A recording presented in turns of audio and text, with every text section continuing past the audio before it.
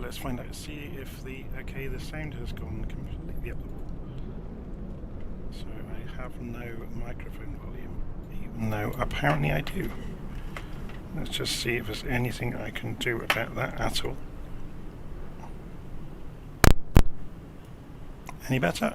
Seems a bit better, but not brilliant. So let's put the microphone much closer to my mouth. See if that makes any difference. Yeah, that's better. Oh, it's always a fight with the sound in Flight Simulator, isn't it? Every single time. Okay, I'm just going to configure the live stream so I can watch it as well. Make sure it's working correctly.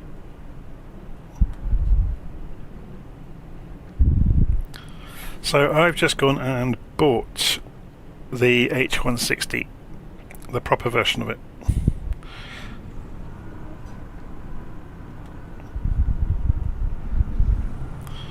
So let's go and pull up the live stream on a second screen.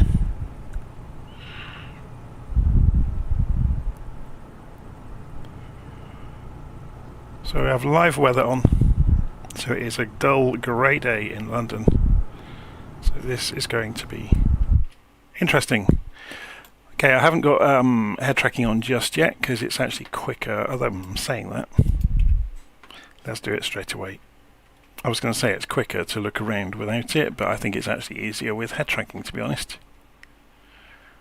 So batteries 1, 2, generators 1 and 2.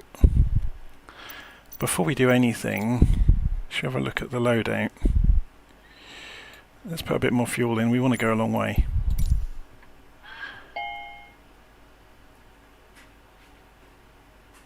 So batteries and generators are on.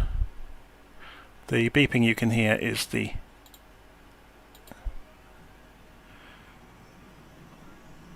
aircraft spooling up. We need to go and put the FMS system on.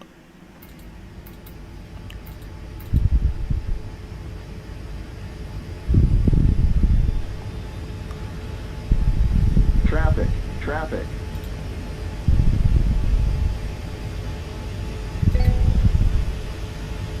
Seems to be a little bit of a bug here in the boot up of the GTN 750s.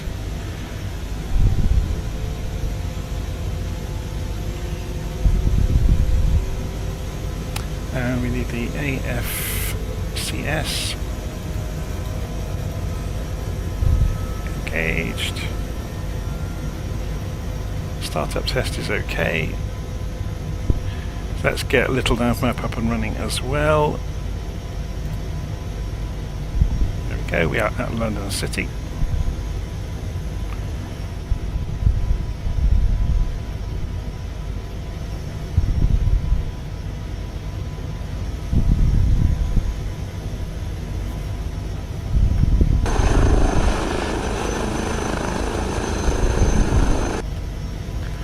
Should get some lights on.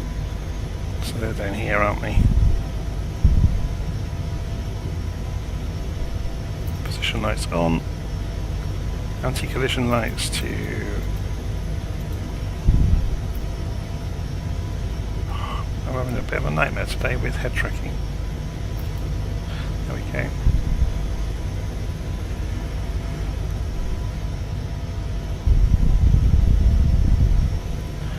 So I guess the question is, do we program the route in onto the system? I guess we could, just for a bit of a change. So flight plan. So I am going to turn head tracking off to do this so it doesn't keep wandering around. Let's go and line ourselves up with the GTN. Set origin EGLC. Enter. And then we're going to head off towards London Heliport, EGLW.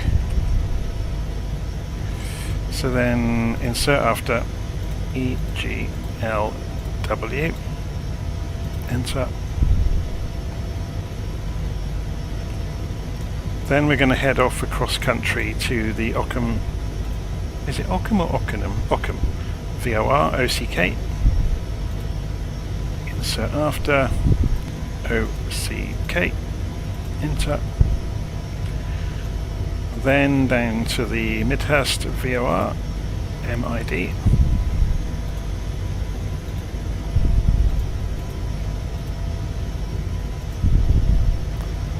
and it's going to be the one that's 36 miles away, not the one that's 4,000 miles away.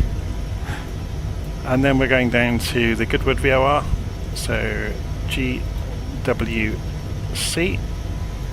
insert after, GWC, enter. Then over to Portsmouth, VP030.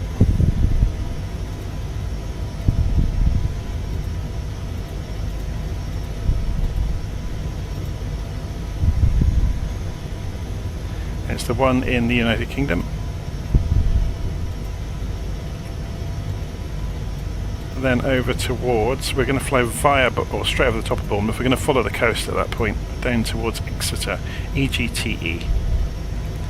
So then insert after that, EGTE, enter, and that's the end of our route.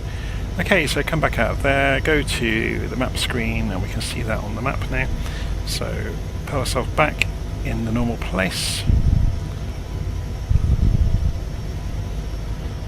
Should we get this thing in the air? Before we do anything, I need to remember, I always forget this, to change the control profiles. This needs to go to heli.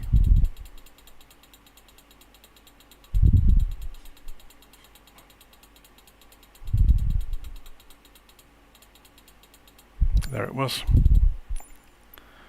Apply, go back, resume.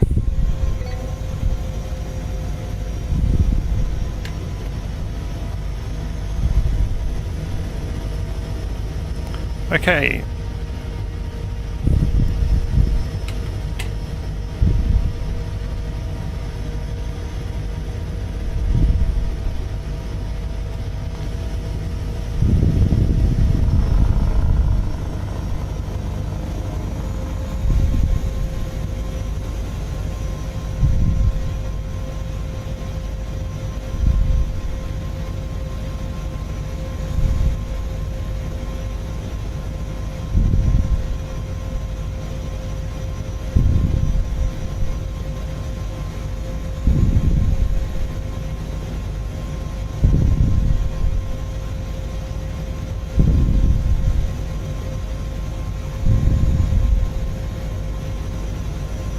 This is London City, we're just leaving. Should we go and do a slow lap around it? So, gear up. Watch that happen.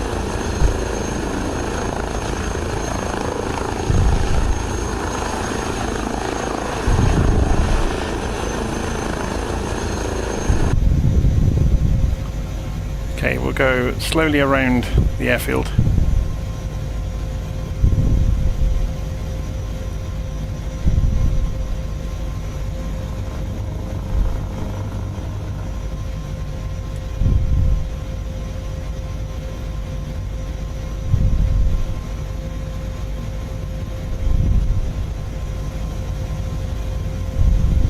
Traffic.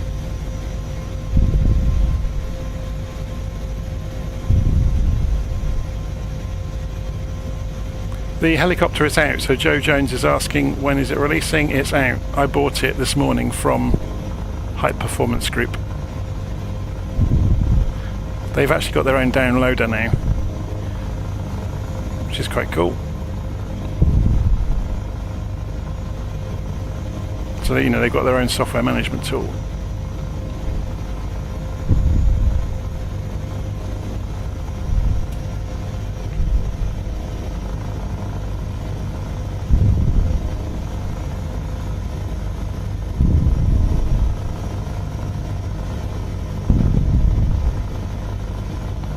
So there's highly variable weather going on today in the UK. We're going to have either storms or sunshine. It's hard to tell at the moment. It seems to be breaking a little bit. In terms of the way Flight Simulator typically looks, that Copilot isn't that bad.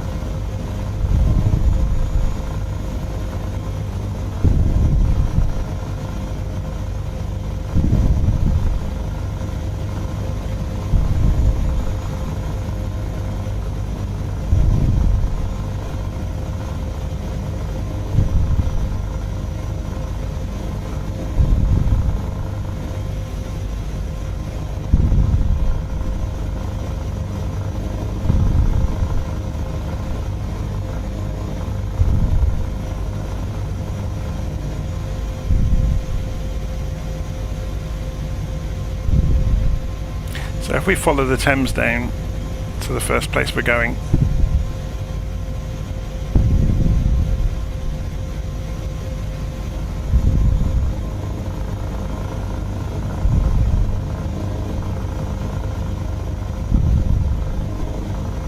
it's worth pointing out actually, I've got the seafront simulations ships installed, so if we just come down to a hover here,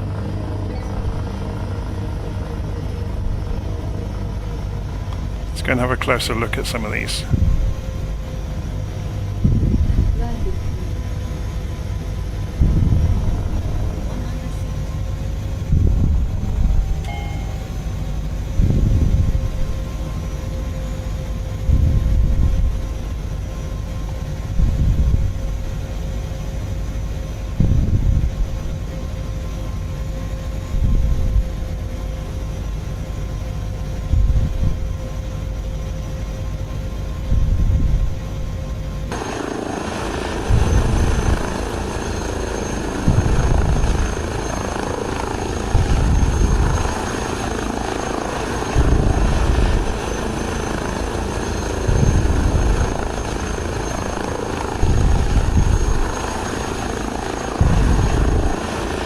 Okay,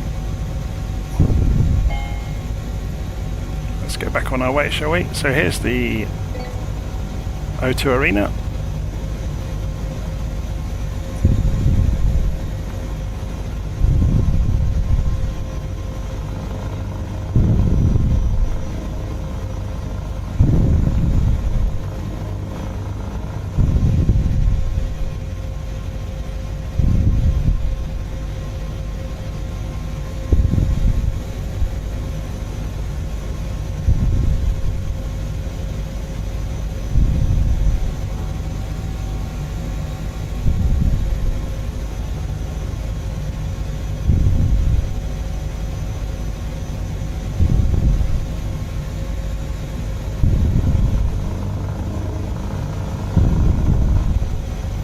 One of the tricks we can do, because we've got a LittleNavMap on display, if we were to go and zoom this in a little bit,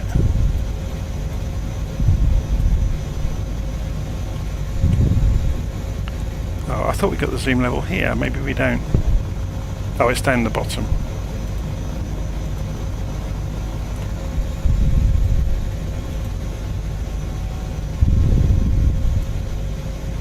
That's better.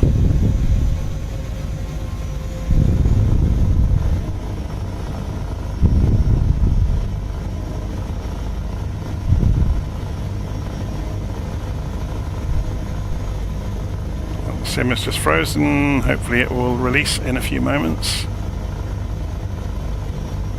There we go.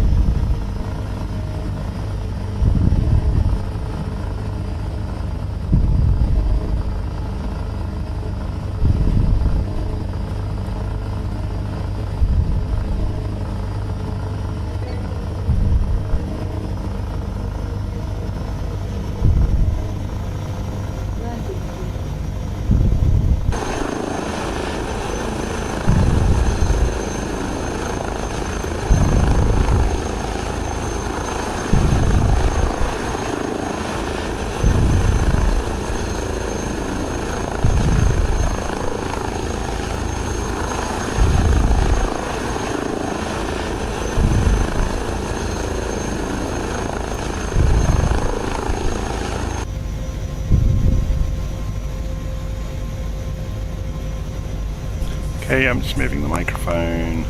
I had a volume level issue with the microphone earlier, which I moved it down. Okay, shouldn't pick up my breathing now. It's a pain, isn't it?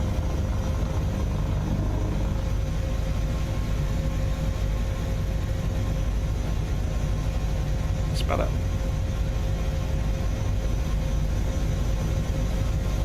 There's St Paul's. St Paul's Cathedral.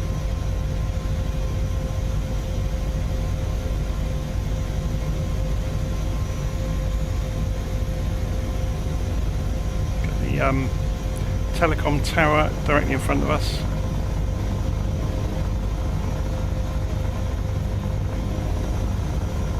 Just going to scoot us forward in the seat a little bit so we don't keep going into the seat when I lean back.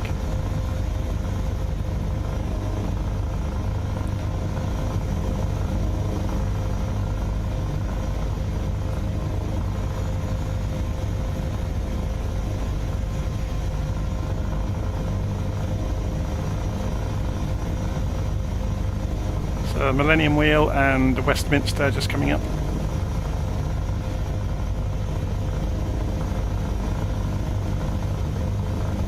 Traffic, traffic.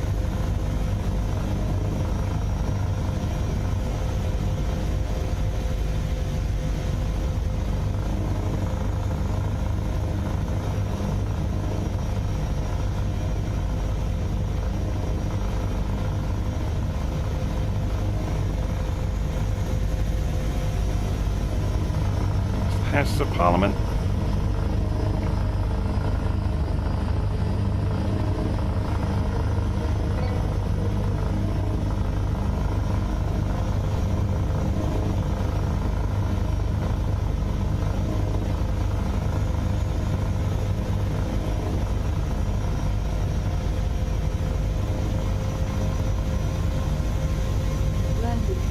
We'll stop here for a moment and have a look around.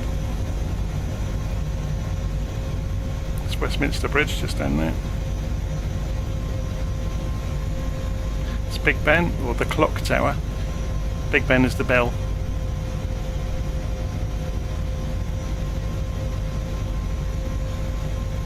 If ever you've seen, if you've not been to London and you ever see pictures of like the statue of Winston Churchill or anything like that, he's just down there on the corner of the park where the trees are below Big Ben. And there's Westminster Abbey right there, right in front of us, with the Gothic arches, where lots of the kings and queens are buried.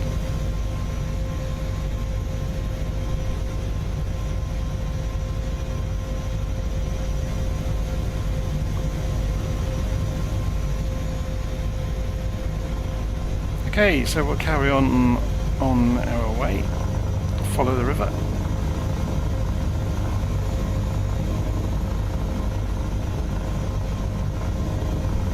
So I never bought the 145, I've only got the 160, and only because when it was in development, High Performance Group reached out to me and said, would you like a copy of the pre-release version to have a play with?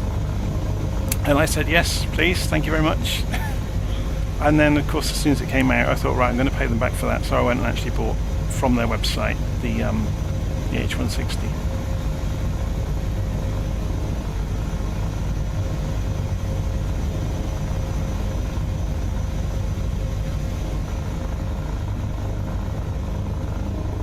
There's always construction going on all the way around London.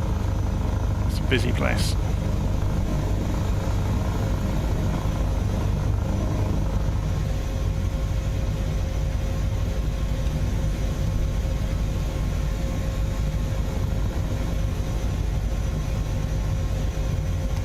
Chelsea.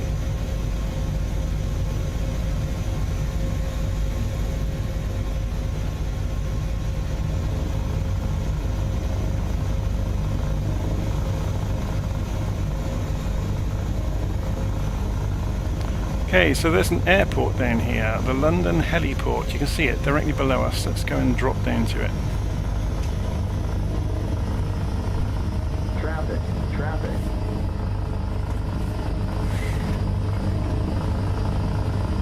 I'll have to come back in from the other direction. So let's come to a stop. Let's roll round gently.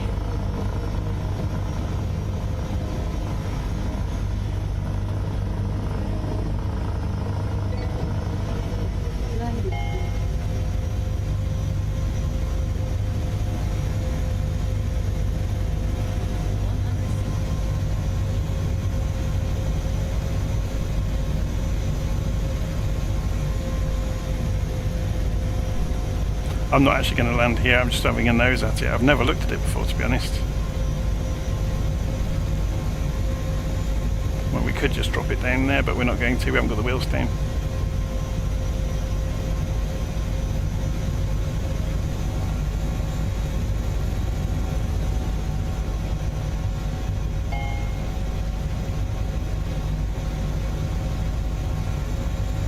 Let's carry on our way.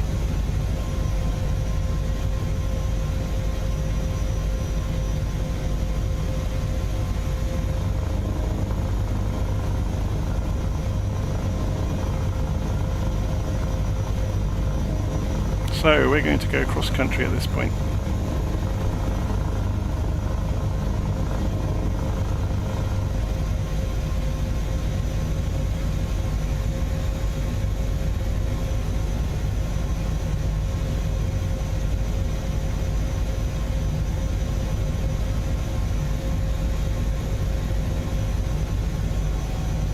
Should we get a little bit of altitude?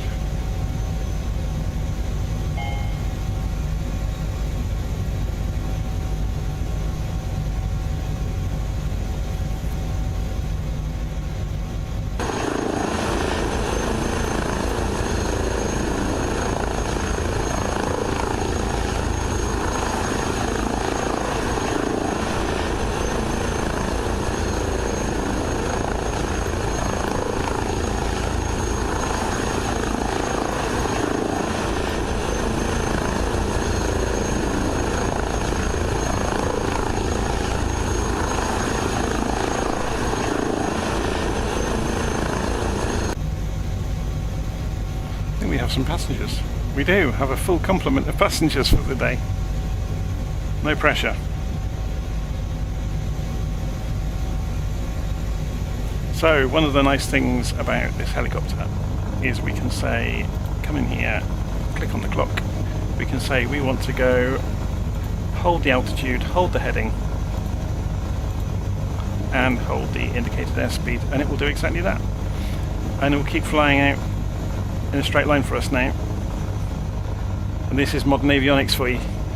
We have nothing to do now.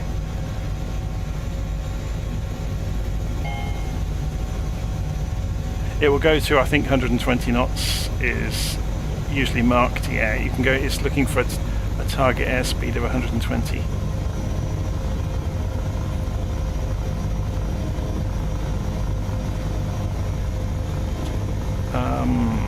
There are some other bits and pieces on here we can go and have a look at.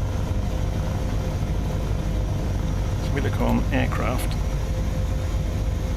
We've got unrealistic. Damage is on. Vortex ring state is on. Crew and payload.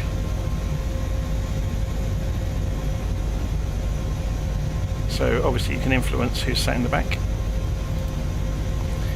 I think most of this kit will come of age when you've got the action pack installed, which isn't out yet. But I could be wrong about that. It's saying here product update available already. PMS GTN 750 is the one we're using. You get options on the units. It's quite cool, isn't it?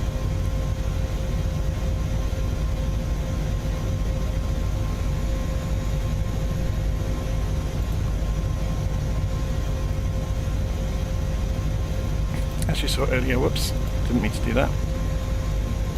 Let's go and put LittleNavMap back on. So if we zoom out now,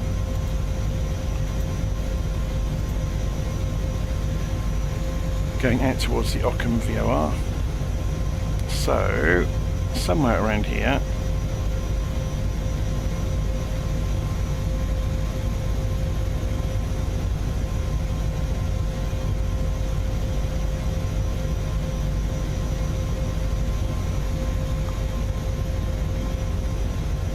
there's going to be, although this is just doing heading hold, isn't it?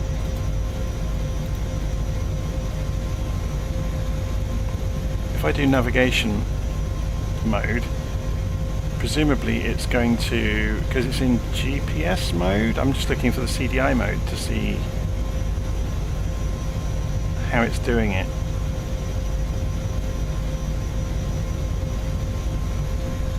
So it's trying to get back onto the GPS, basically. Yeah, FMS, GPS, Ockenham. 5.8 miles away. So if we have a look over on LittleNavMap to see what it's doing, yeah, it's doing an intercept course back onto the course we had on the flight plan. That's clever, isn't it, for a helicopter to do that?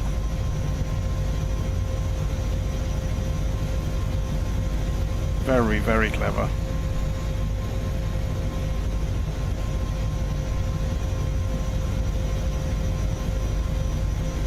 I wonder how you set target airspeed.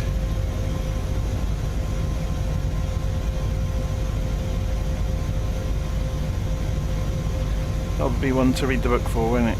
I will admit I have not read anything yet. I've just looked up the obvious things to get the airplane, or to get the helicopter I should say, up and running. It's very cool though.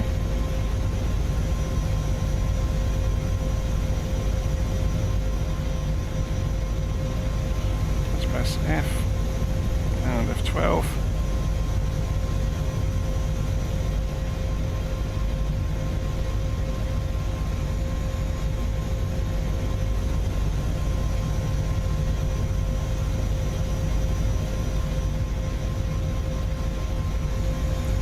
How are we doing on the route? Let's have a look. So if we go back to the LittleNavMap, just coming up to the OC and MVR. So let's see if it changes route automatically. Let's see if the OC waypoint will change when we get near it. Ockham, sorry, not Ockham. Ockham VR. And then out towards the coast.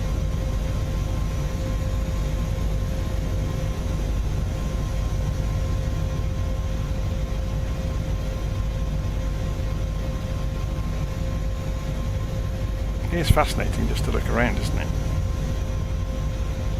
I presume the storm window works. Let's try it. Yeah, and it does make a difference to the sound.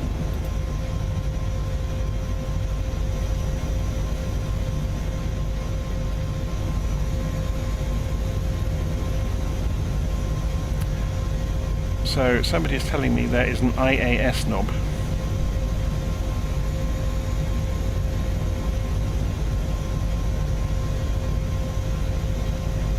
Oh yes, it's over here. Altitude, in airspeed, or indicated airspeed, sorry. Let's turn this off a second so I can line this up so we can see both at the same time. So if I roll the indicated airspeed knob, we can take it down to 135 knots and it's doing that. So if I move the altitude, I can take us up to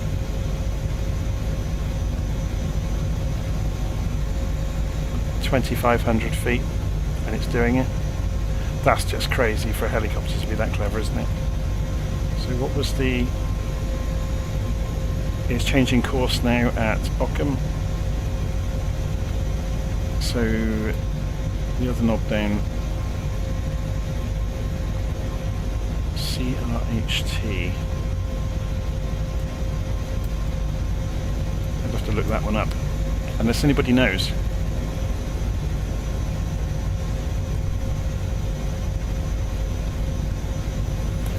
Clock do. Okay, chronometer or clock. That's really cool.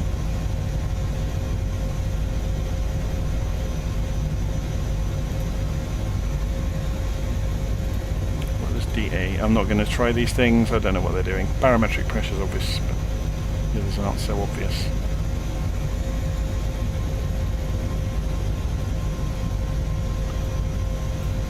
So we are flying onwards.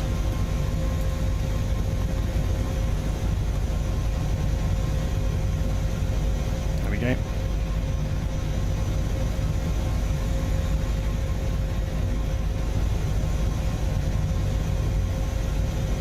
It hasn't climbed to 2,500 feet, so there must be... Oh, I only had it on altitude hold, didn't I? Do I have to tell it to do that then? Ah, radio altitude hold is what the CRHT does then, okay.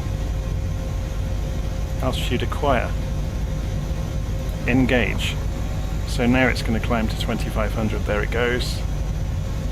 Very cool. Just makes a mockery of it, really, doesn't it? So we can use the map down here.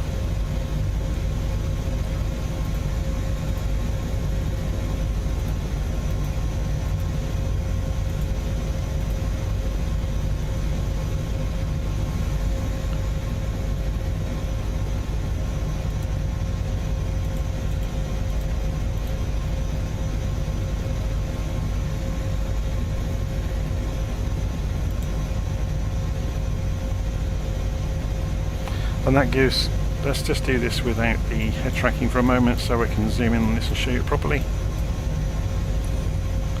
So obviously this is the PMS GTN 750, so we're seeing 12 miles to go, 204 degrees. Rather than show the trek, let's change the fields and change this to ETE.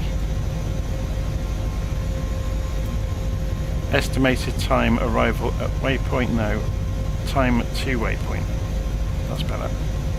So it gives you the time estimate. So then back. It's a bit bright, isn't it? It's because of the rendering of the sim.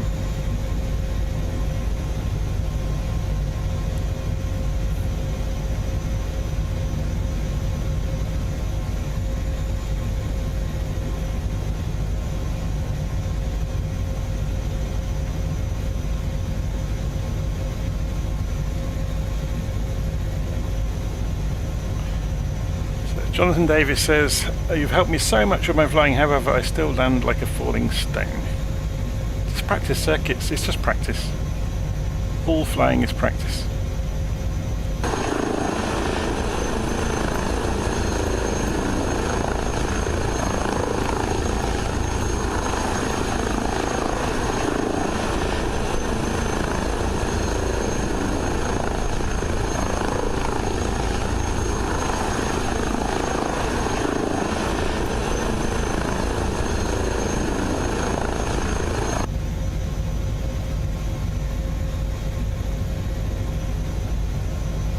Okay, so we are how many minutes out from the next waypoint?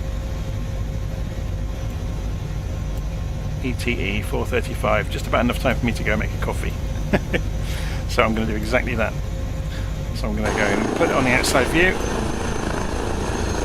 What's the volume like for you guys?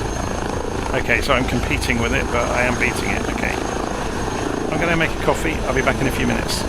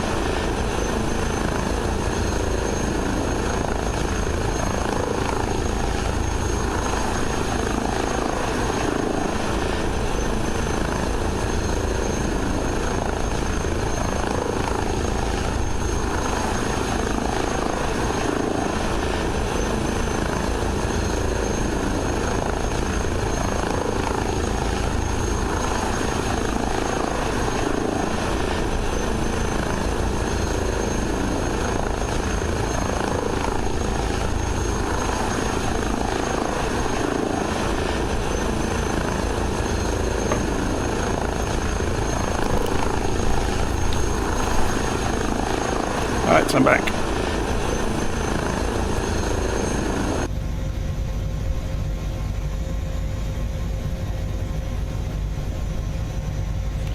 So if we press F12,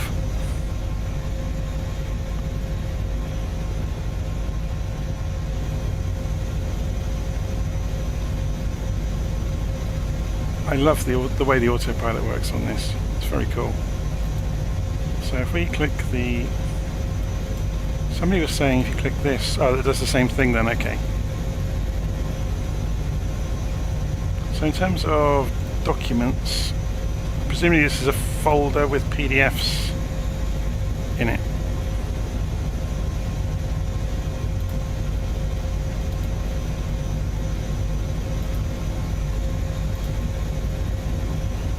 And that's showing you the pages, okay, and then this is clickable, maybe? No.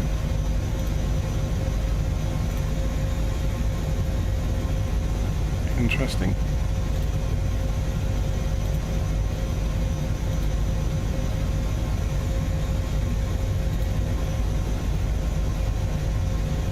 It's interesting, I wondered how long it would take somebody to make a PDF reader that's built into the sim. It's a shame nobody does it as a pop-up thing. There may be one that comes up here, so you could pull up procedures and have them on screen while you're working through them, which would be really nice. What does Direction Finder do? Okay, that's for doing missions.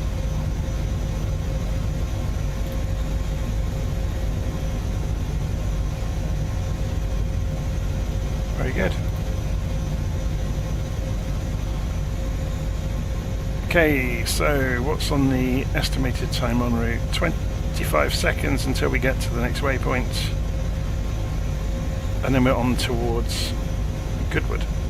So this is the Midhurst VOR that we're just about to pass right over the top of. Now, if I go and look outside, I think I've got the VOR scenery installed. There it is.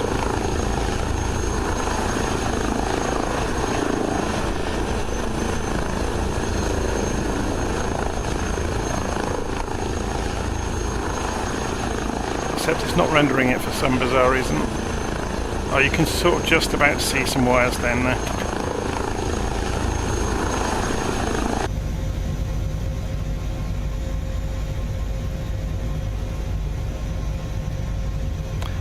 I've just got I'm just reading the board pilot's comment there. He says, wondering what control setup you use while hand-flying the helicopters. I find that my joysticks and self-centering makes it hard to fly smoothly. I use the Airbus stick and quadrant, as bizarre as that may sound. So it does... full disclaimer here. Many years ago, my brother flew radio control helicopters, and we had a realistic helicopter simulator called RC Aero Chopper. So before I got involved in any of this clever technical flight sim stuff, I could fly a helicopter, or at least I could fly a simulated realistic helicopter using a radio control box, which kind of, if you divorce yourself from how your controls work and just think in terms of the inputs you need to put in, it got me to fly helicopters accurately without even thinking about it. You know, just built up the muscle memory, which is why you see me twirling helicopters around in the sim and being able to hover them and, you know, smoothly approach landing areas and things, because I don't have to think. I can just do it through muscle memory and observing what's going on. This helicopter does help you a lot, by the way. So it's got all these electronic systems, so you're not having to fight to keep it in a straight line or anything like that. So it's dumbed down to a huge extent.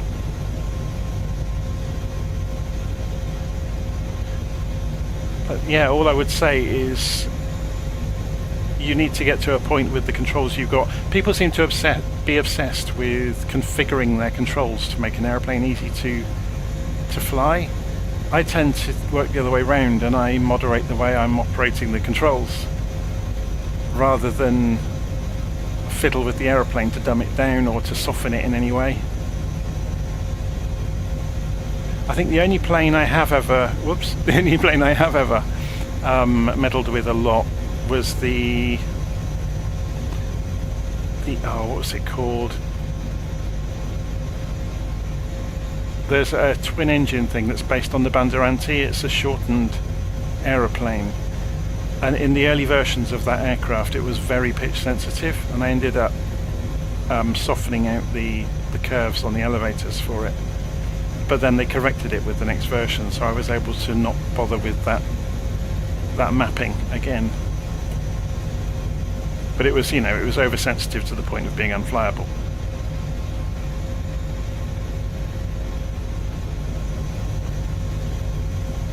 But I think just if you persevere with the controls you've got and don't worry about mappings, that's the way to do it. So you just get used to how it's behaving. Okay, so we're approaching the coast. Let's have a look. So we're just coming down to airfield on the coast. I'm trying to remember where that is. Oh, we're coming down to Goodwood, of course we are. EGHR. So we'll fly over Goodwood and then on towards Portsmouth. We'll have a look around the harbour in Portsmouth because I've got the Seafront Simulations add-ons installed. We should see some warships, which would be quite cool.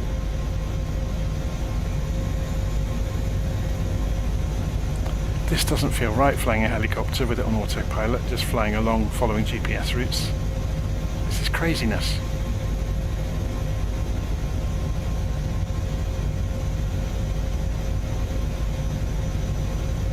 Absolute madness.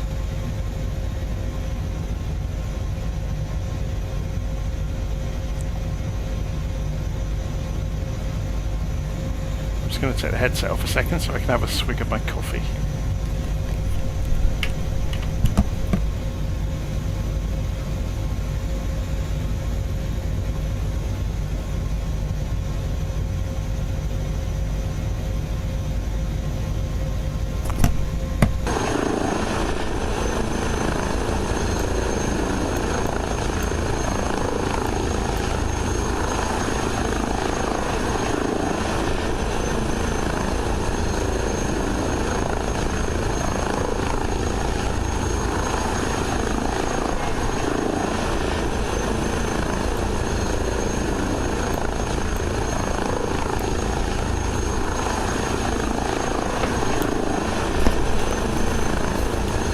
So this is Goodwood that we're just passing over.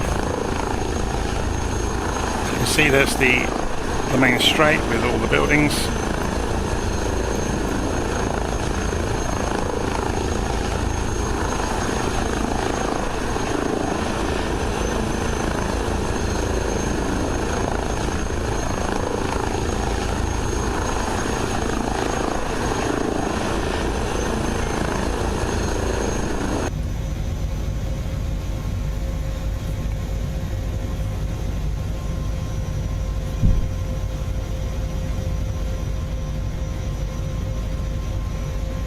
So we're just approaching the VOR. Should we see if we can spot it again? Because it should be visible on the ground.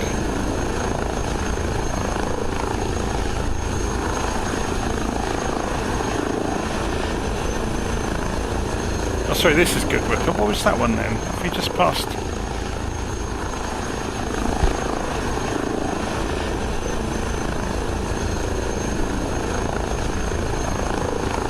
Okay, this is the racetrack versus the house, I guess.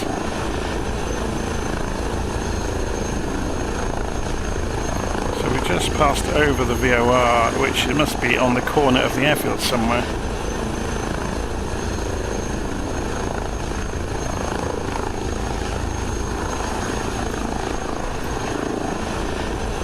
Because we are changing direction. Oh, sim has frozen. Notice there's a bug in the flight simulator with grass runways at the moment. Asobo still haven't fixed this, where they tend to show through the patterning of the original scenery. There's the VOR, by the way.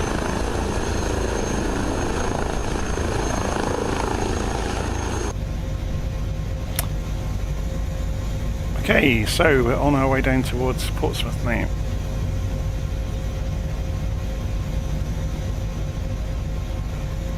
Takes all the fun out of it, doesn't it? I haven't touched the controls for the last 10 minutes.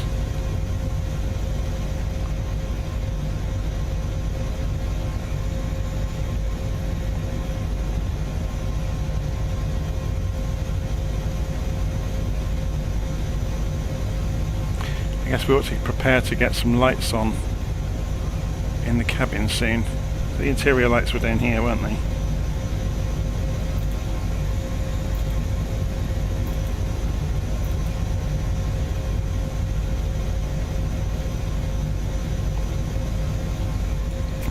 passengers are doing. They don't talk much, do they?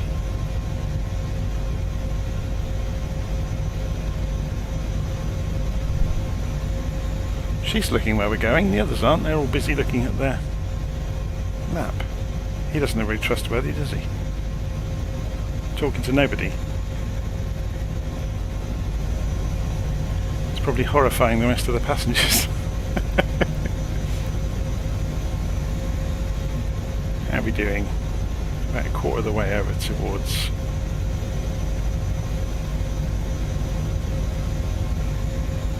Portsmouth.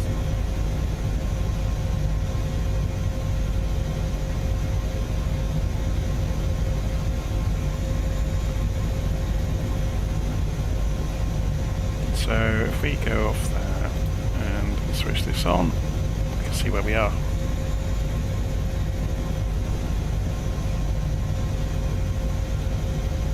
Chichester Harbour is just over to our left. There's lots of little boats down there.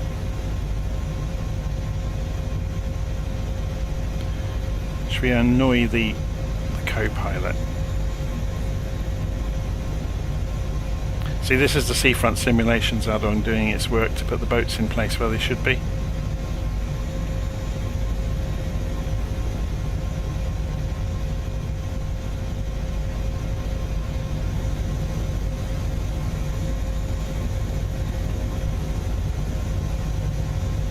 Probably find some coasters out there. Yeah, you can see there's some container ships and oil tankers and things going past in the distance.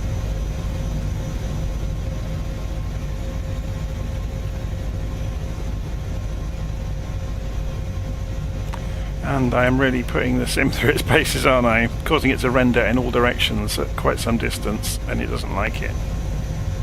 I mean, it survives it, but doesn't like it.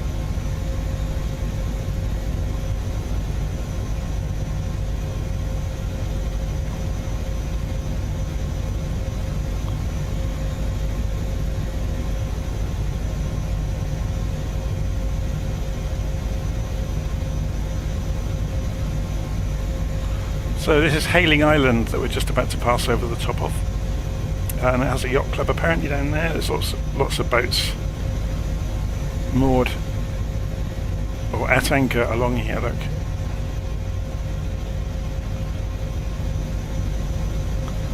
they obviously have a little yacht club down there.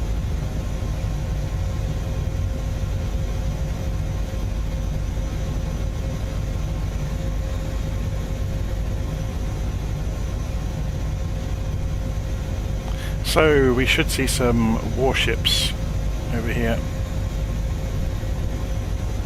So let's come off autopilot.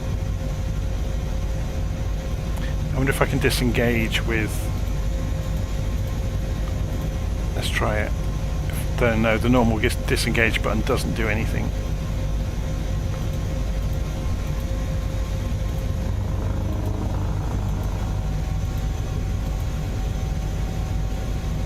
Okay.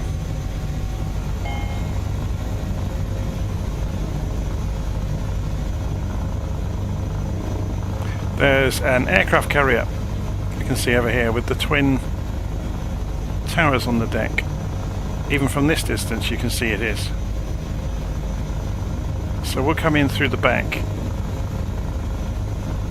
and have a look at it.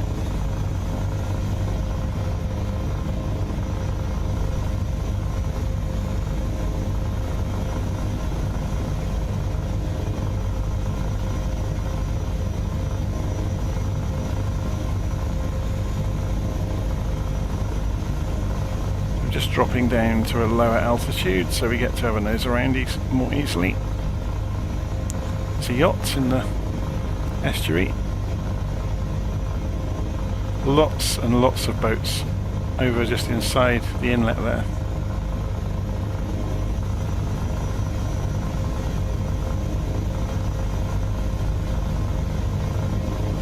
How fast are we going?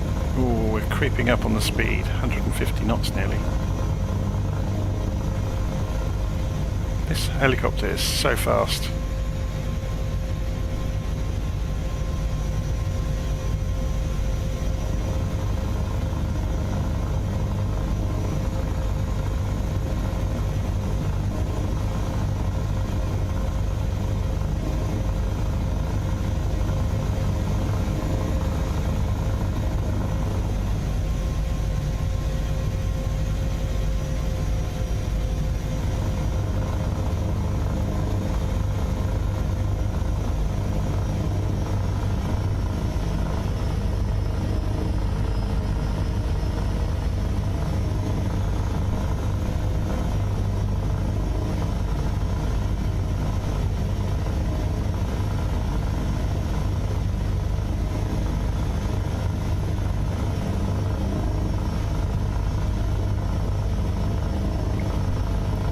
So there's a P&O ferry here with lorries loading at the back.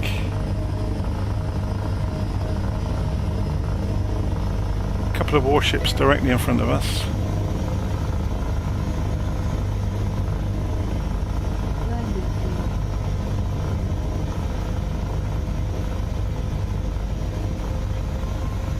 I have no idea what the ships are. F-82. Anybody any idea which particular ship that would be? There's one of those stealth ships over there that's moored up.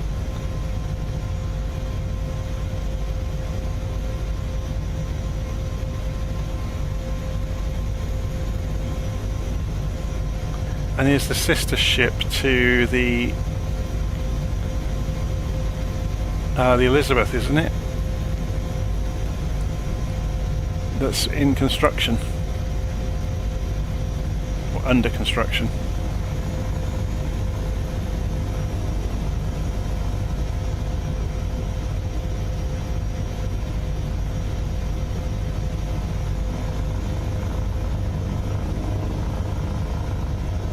There's a Spinnaker tower over on the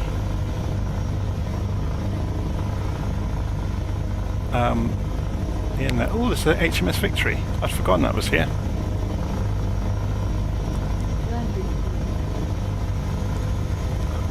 So it's Nelson's flagship, isn't it? HMS Victory. Horatio Nelson.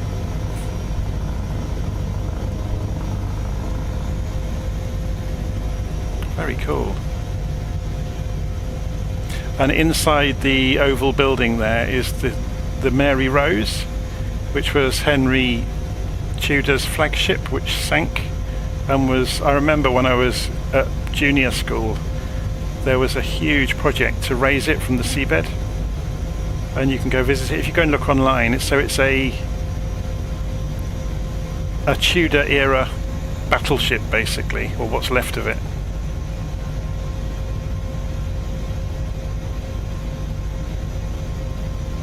We're going to get in the way of the co-pilot so we can see over the top. Sit up as tall as we can in our seat.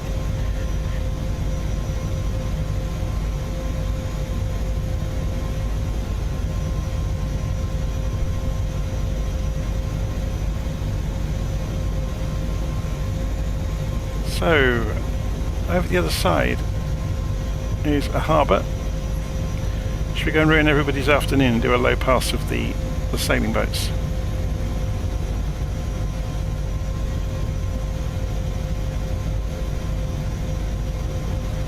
So I'll jump back into my seat. Whoops. There we go.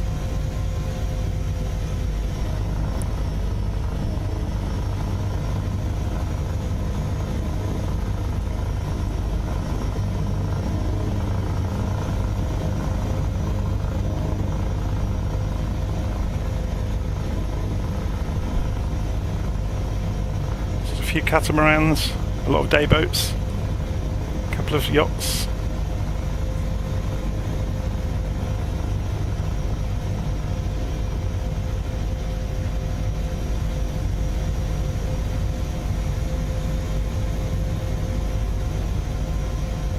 Gonna blow all of their tea and sandwiches all over the place, aren't we? They're sat on their deck having a nice quiet afternoon. We're ruining it.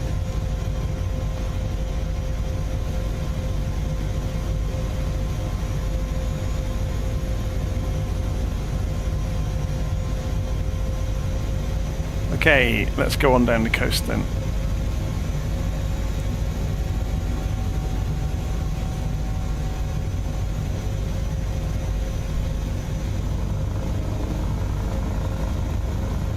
I guess we ought to go and have a look at the Spinnaker Tower while we're here. It would be a shame not to, wouldn't it?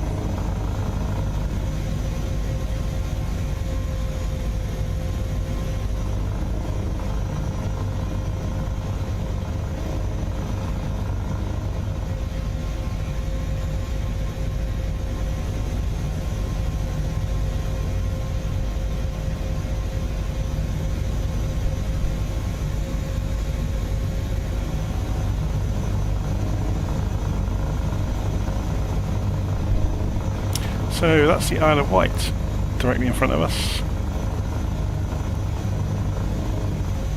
and in the channel here is an enormous container ship.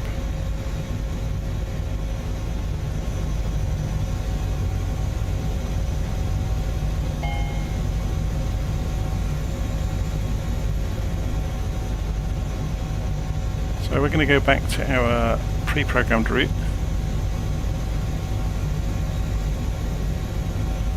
Or shall we? Shall we stick to...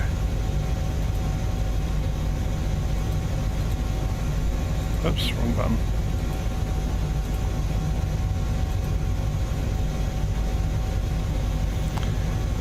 Stick to LittleNavMap and fly along and actually navigate ourselves. What's the times? 4 o'clock. It's just I know I've got to go out at 5 o'clock to go to the cinema with my other half, so I've got about an hour to go.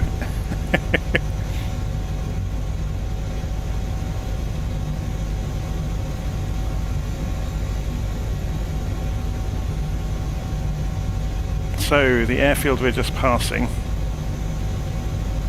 on our right is Solent, which I've got the scenery for. So this is the realistic version of Solent. So you're going to have a little nose at it. So I've got the Coast Guard station accurately modelled here.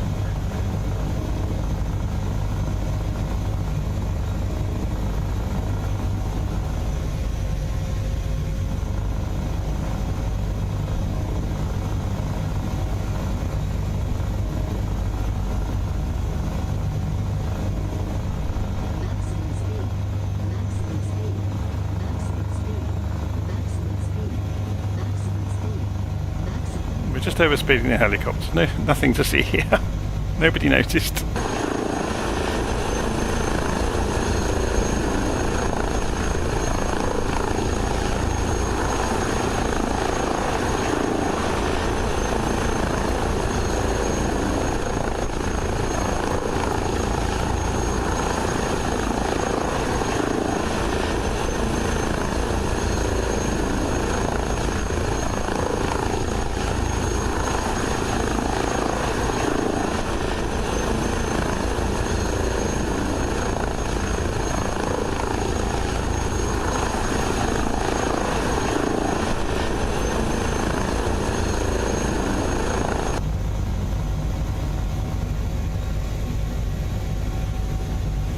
I still got on one of the engine management systems.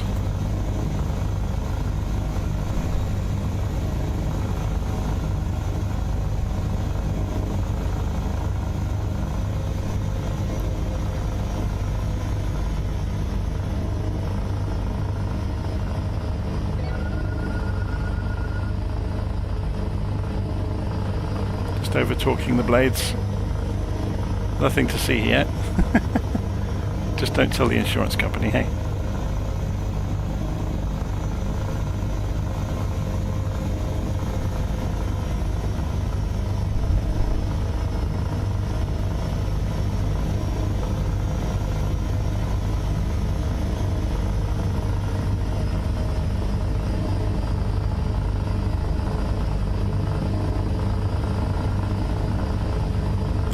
My only misgiving about the Solent scenery is it's very, very heavy on frame rates.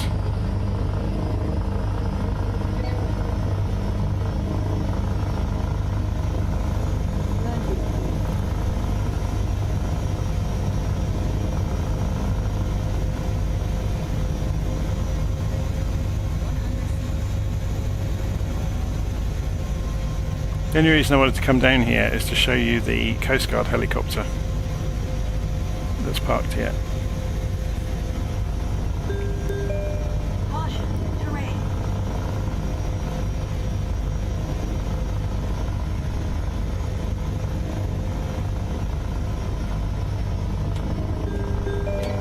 Warning, terrain. Yeah, I'm going to get out of the way.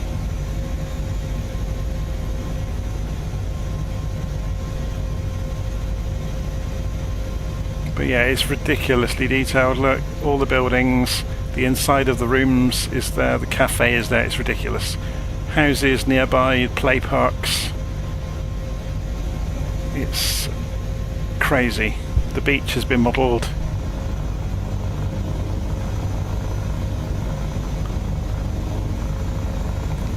let's get on our way.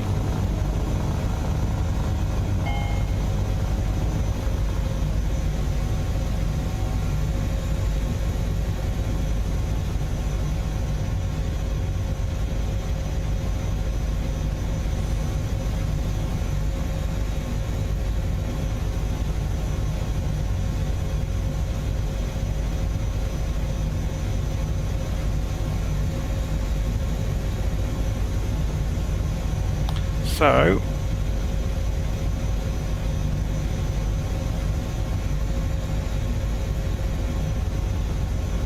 we need to be going this way.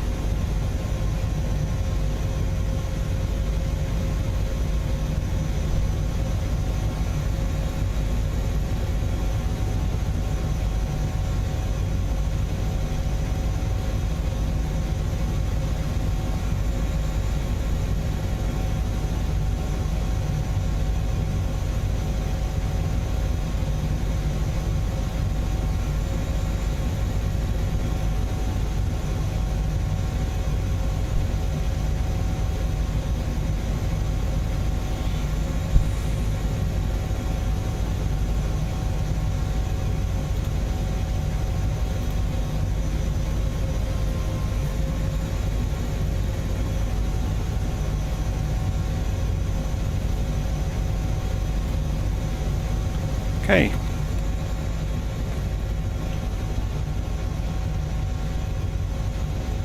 Let's see where we are on the wider map for a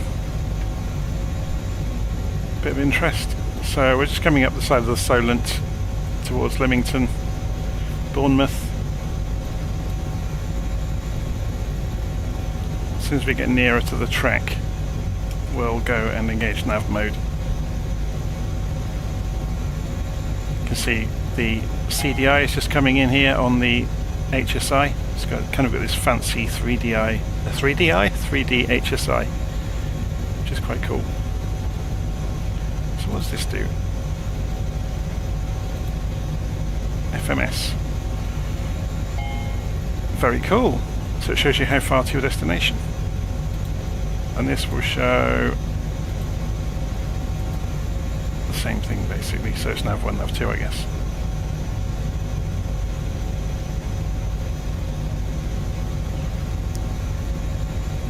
So if we go to nav mode, it will probably go fairly straight.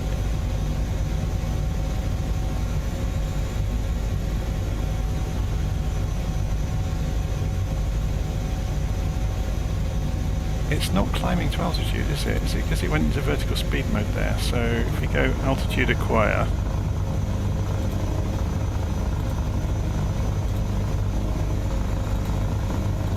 engage,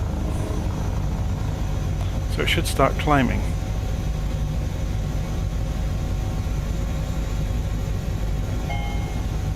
It's not going to do it automatically, is it? Oh, it's just doing it very gently. Okay.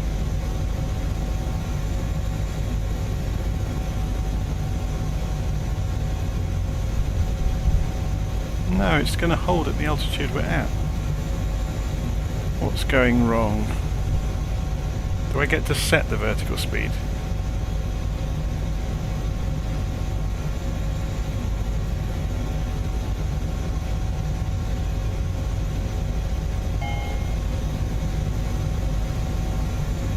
I mean, we're fine at the altitude. Oh no, it's climbing now. Just took its time.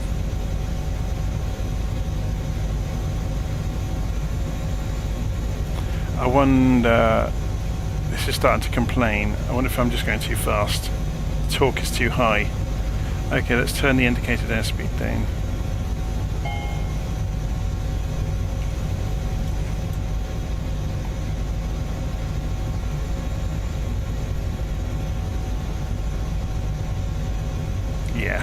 So we were just too close to limits.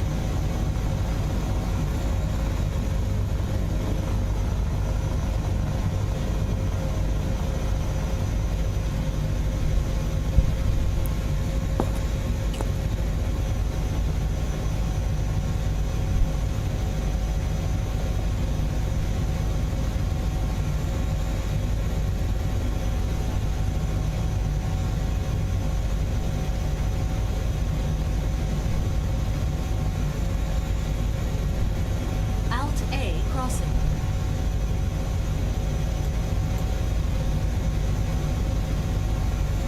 Oh, it's in vertical speed mode. Engage.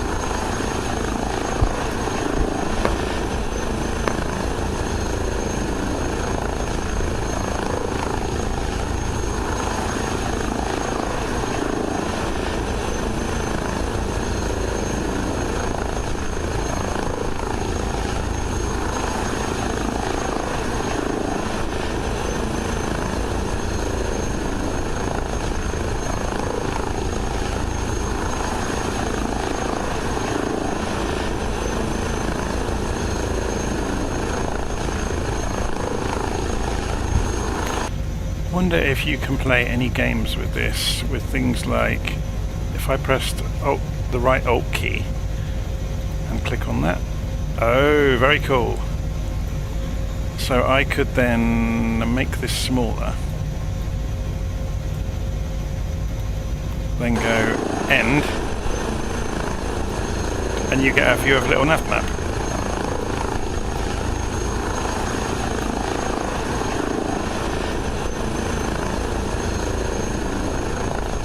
Put it down here out of the way.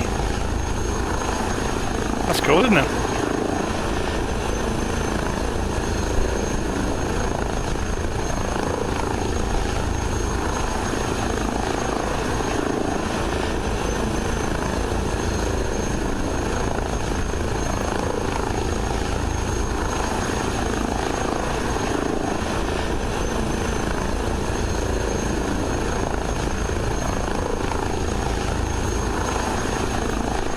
But it's not interactive. Oh, that's a shame.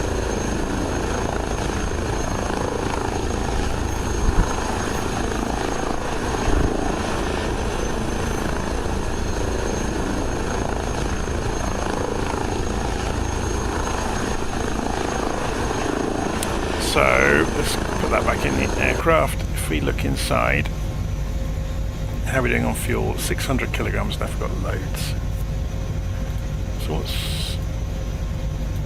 Oh, interesting. So you get to manipulate these numbers. Electrical systems, control systems,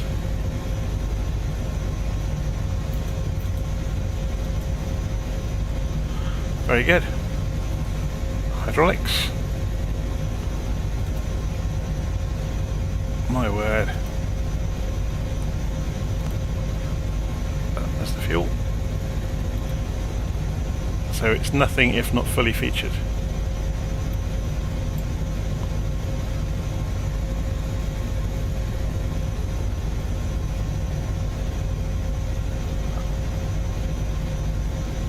So about to fly over the top of Bournemouth.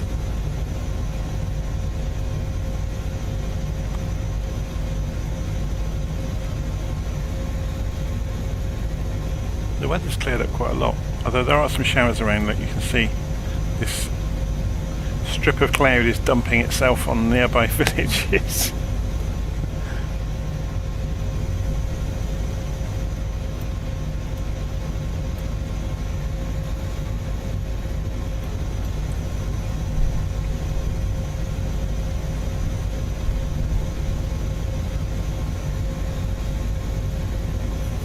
How am I doing for time?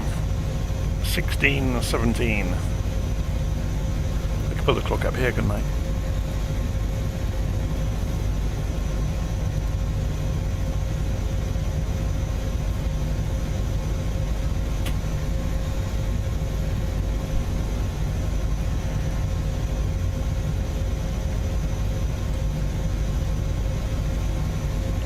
So it's stuttering as it loads in the assets on the ground at the airport. The simulator always does that. It's loading in the aircraft models at the gates and in the parking areas.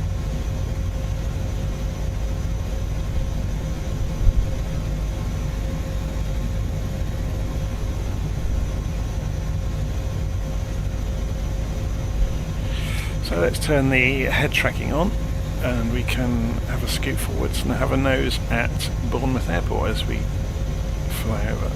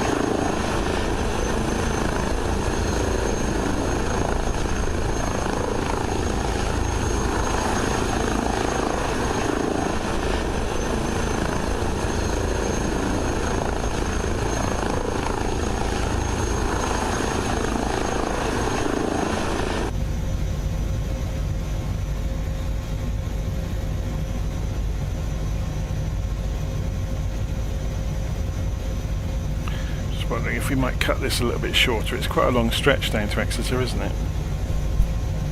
There's not much to see.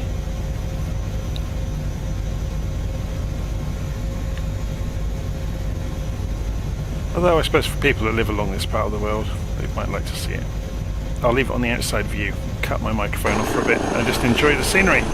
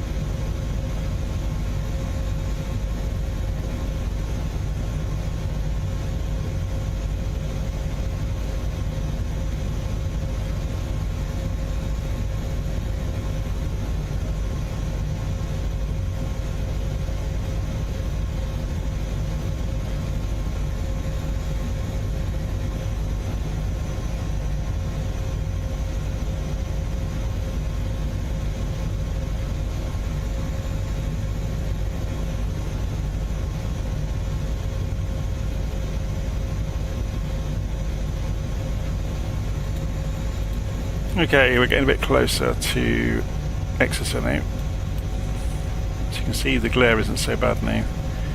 In the cockpit we can see 21 miles to go, 9 minutes 40 seconds estimated time en route. It shouldn't take too long.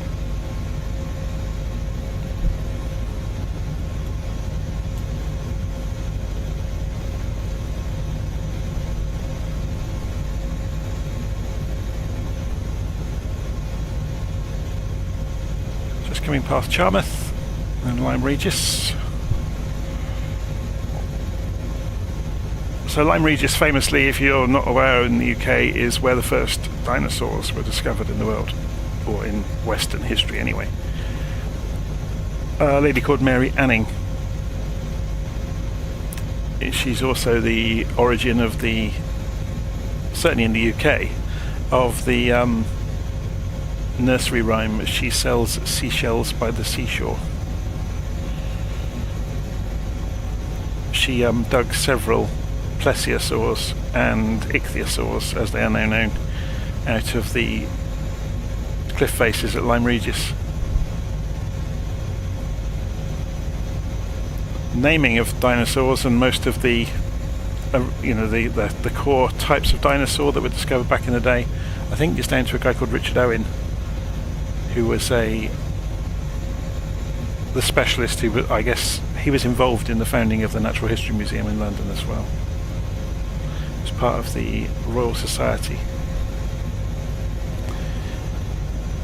The first person to find land-based dinosaurs, or land dinosaurs, was a enthusiastic amateur geologist called Gideon Mantell, who almost got written out of the history books because he wasn't of noble means. He wasn't one of the Royal Society fellows. He didn't have the right connections. It's funny, the more you read back about history, the more you realise it's about who you are, what connections you have, and how nasty you want to be about getting published first. Isaac Newton is probably the gold case, the gold standard, sorry, for that. Not a very nice person at all, apparently. Did everything in his own lifetime to rubbish the work of Leibniz, or Leibniz, however you want to pronounce it, who discovered calculus at the same time. We use Leibniz's punctuation, or sorry, not punctuation, notation for calculus now. We don't use Newton's notation.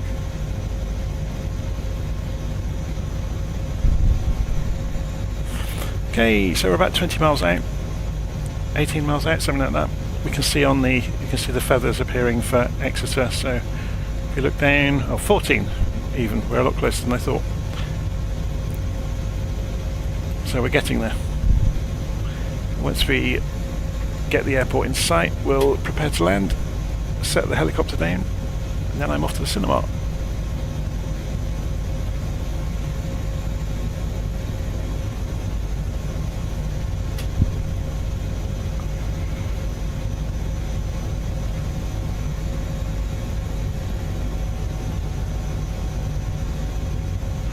I think YouTube is having some trouble with their live streams because this keeps stuttering for me while my replay of my own live stream is having problems.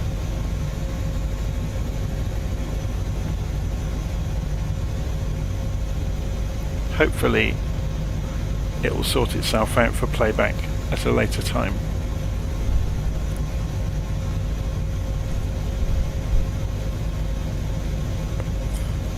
Peach Lemon says morning. It's late evening here, or not late evening, early evening here. It's just coming up for 5 PM. So I don't know if you're having the same issue with the live stream pausing. I think YouTube might be having a few issues. Hopefully not. We have a very pretty approach into Exeter though, with the sun going down. Hopefully we can get on the ground before it gets dark. Never landed a helicopter in the dark. I have no idea how difficult it might be. does it have landing lights in the same way? So we got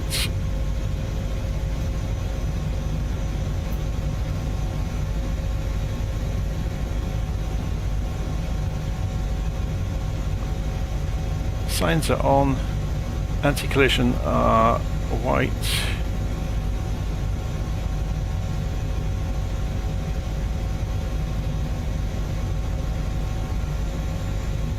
Here we go.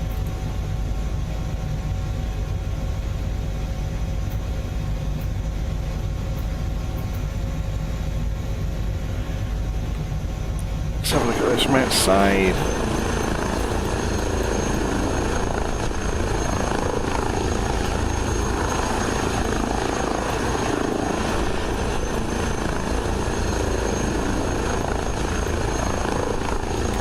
So we can see the airfield there in the distance. That's where we're headed.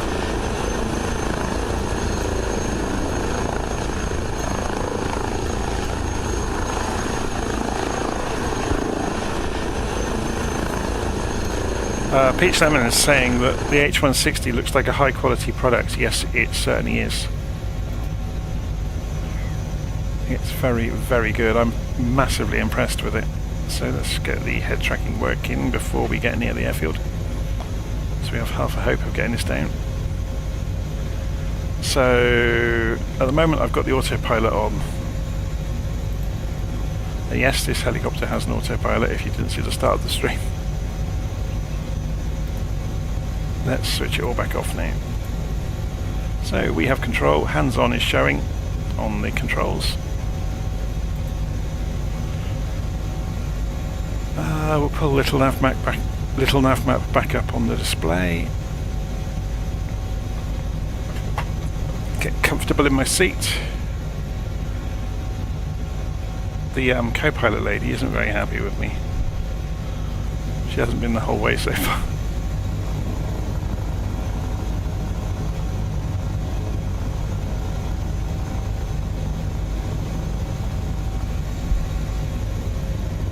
I think the helicopter really appreciates what I'm doing to it.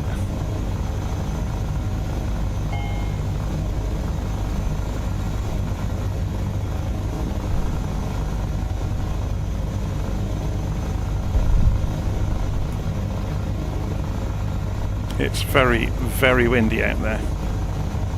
So we've got 25 knots of wind going on. Obviously down at ground level it won't be as bad. But up here at, well, yeah, 1600 feet, it's no joke at all.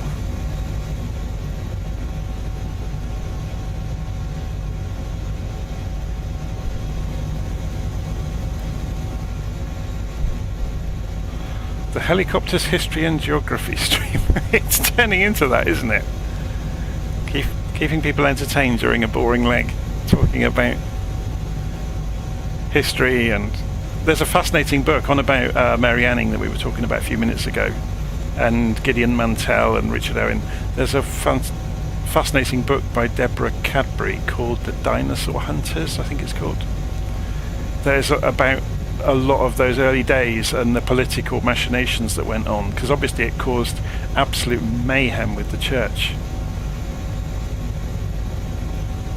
You know, because for hundreds of years the church had pretty much dictated the history of the world, and suddenly it was being questioned by scientists for the first time, and it caused, you know, running battles almost in the Royal Society.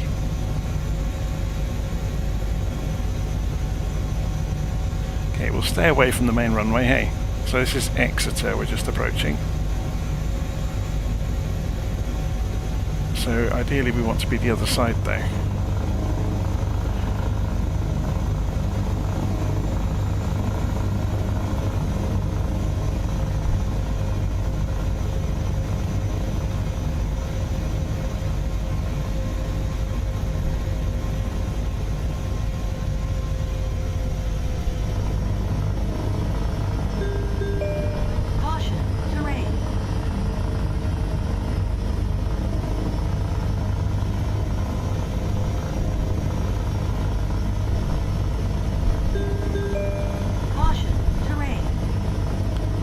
No idea where we are supposed to land at Exeter, so we'll have a little bit of a scout along. This is the Caution. Terrain. it's one of the add-ons for Exeter that I've got. I think it's Pilot Plus possibly. Warning. Terrain.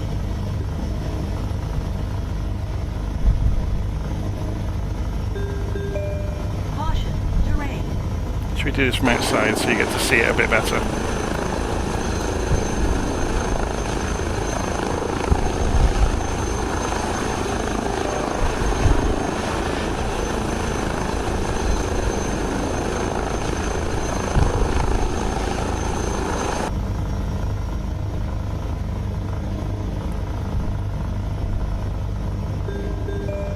Caution.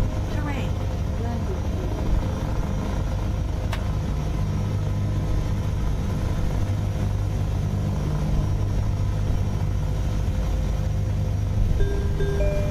Warning. Terrain. Okay, let's go over here. Caution. Terrain. Warning. Terrain.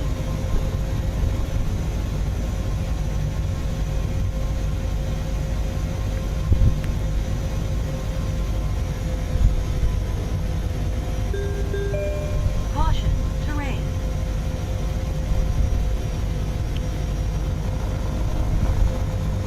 Wind really isn't helping. Caution. Terrain.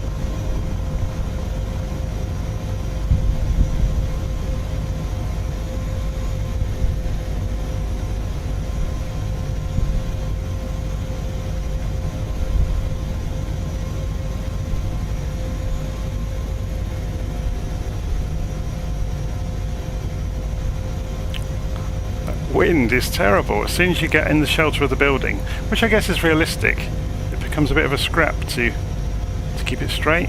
Let's just edge sideways a little bit.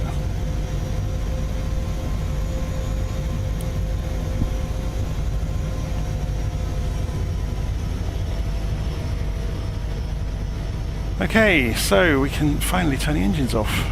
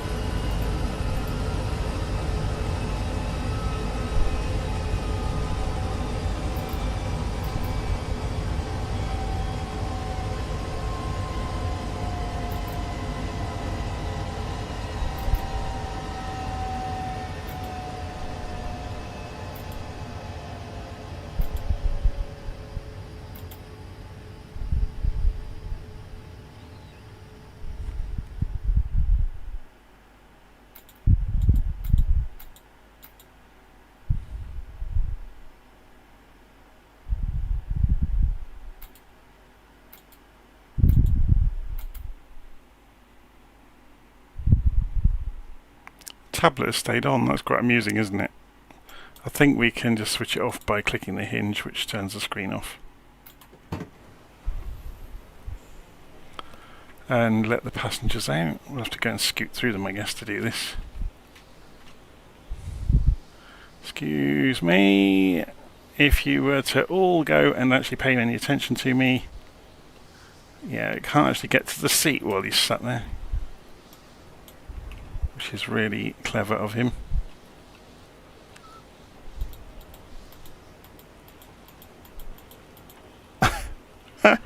Okay, he's not getting out. I am.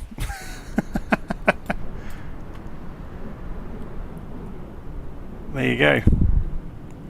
Oh, and a tug has driven into the corner of the helicopter, or narrowly avoided doing so. Great fun. So this is really the first helicopter I've spent much time with in Flight Simulator, and it's not a normal helicopter. It has lots and lots of avionics systems to help you out, like it can fly a route fully automatically for you. So you just take over to get it down onto the ground. And obviously it can do automatic takeoffs as well. So yeah, it's kind of amusing really. I think the real thing costs about 15 million. So it's a hell of a helicopter. But yeah, it's Stunning piece of kit. Obviously there'll be more coming for it from the High Performance group to do missions with it, so you'll be able to carry loads underneath it and do rescue missions in the mountains, things like that. Anyway, I'm going to leave it there. Can you open the doors via the tablet? That's a really good question. Probably can actually. So if we go in here and go to aircraft and options, fuel weight, blah blah blah blah blah, equipment, storage covers, on, for wind, ice and snow. Whoa! Very cool. Oh, the door's still open there. Crew and payload. So, oh, here we can do it here, look. But I'll need to go and remove those covers so we can see that.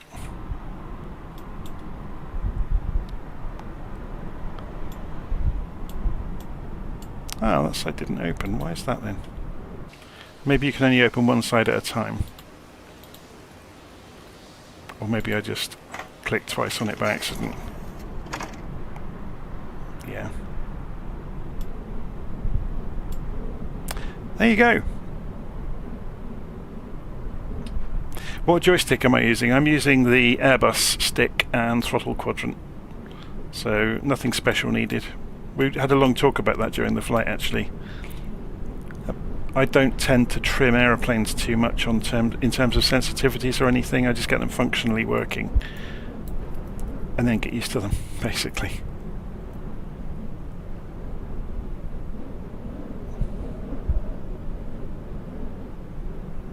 So if we get rid of the weather, you can see what this looks like on a nice day.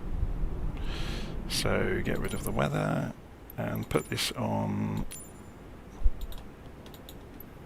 Maybe have a few clouds so we see reflections on it. It's a gorgeous looking thing, isn't it?